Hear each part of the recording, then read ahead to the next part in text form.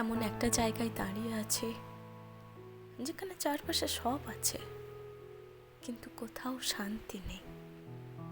নিজের দিকে তাকালে মনে হয় আমি যা হতে চেয়েছিলাম তার কিছুই হতে পারিনি, যা করতে চেয়েছিলাম তার কিছুই করা হয়নি।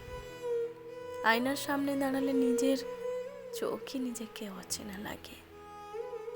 মনে হয় আমি নিজেকেই হতাশ করেছি সবচেয়ে বেশি।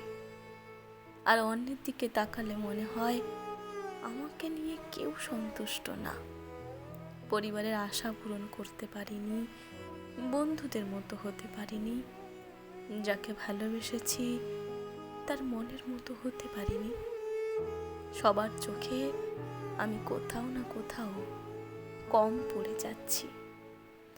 আমি মাঝখানে আটকে আছি, না পারছি নিজের মতো করে বাঁচতে, না পারছি অন্যের মনের মতো হতে, না পারছি সব ছেড়ে চলে যেতে, না পারছি সব সহ্য করে থেকে যেতে।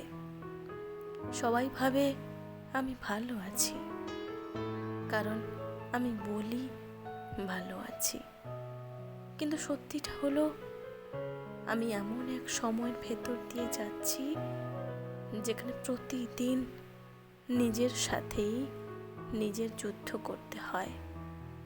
আর সেই যুদ্ধে আমি রোজ একটু একটু করে হেরে যাচ্ছি।